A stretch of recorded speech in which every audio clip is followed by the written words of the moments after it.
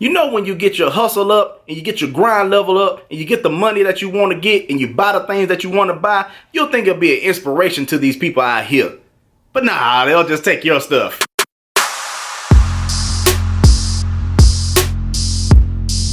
What it is, my G's, it's your boy Gthree coming at you with another video, and today I'm gonna tell you about the time I got robbed. Back in 2013, I bought my first brand new car. It was a 2013 Nissan Maxima. I named it Jasmine. Nissan was running the promotion where you don't have to pay the first 3 payments. I think what they did, they were just tacking it on to the end of your contract. They just made you think that you wasn't paying for it for the first 3 months, and they were. But anyway, that's beside the story. I had Jasmine for a good 3 months, and I was just so ecstatic, man, because it was my first car, well, the first one I bought by myself.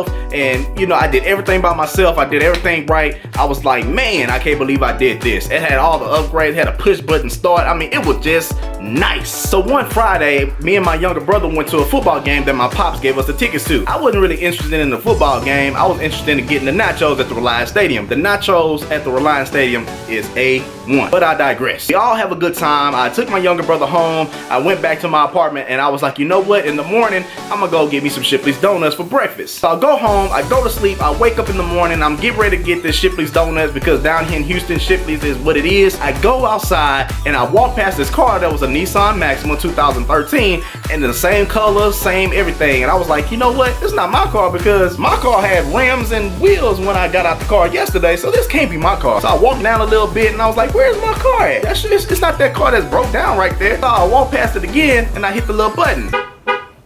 I was like, man, this gotta be a dream. This gotta be a dream. So I ended up going back into my apartment and I sat on the couch for a good 10-15 minutes. I even pinched myself to make sure that I was awake. I remember that scene on A Thin Line Between Love and Hate when Martin was at the police station and that crazy lady broke down his car in front of the police station. That's how I acted. I was a little bit like this. Oh. They broke me down in front of my apartment. I can't go nowhere without no tires. Oh man, I was like, why did they take my rims? I was like, who been watching me enough to take my rims? It was the factory rims. It was the rims that came with the car. So I called my pops up. I was like, Pop, I just got robbed. Somebody took my rims off my car. What should I do? Because this is my first time ever getting robbed, so I didn't know what to do. So he was like, son, just call the police. I'll be there when I get there. My dad ended up beating the police there. When the police showed up, he wrote a report and everything, and I was like, so what's next? My dad was like, well, call the insurance company. So I ended up calling the insurance company. I talked to them and they was like, well, we need 2 things from. I need a picture of the rims and I need an estimate of how much the rims cost. Luckily, when I first got the car, I took a picture of the entire car. It had the rims inside that picture. I just cropped out the rims and sent it to the insurance company. So then I went to the dealership where I bought the car from, just so I can ask how much the rims cost. We get to the dealership, I tell the guy the story and he was like, they cut through the anti-locks? And I was like, yeah, they cut through the anti-lock. He was like, man, whoever got you was professional.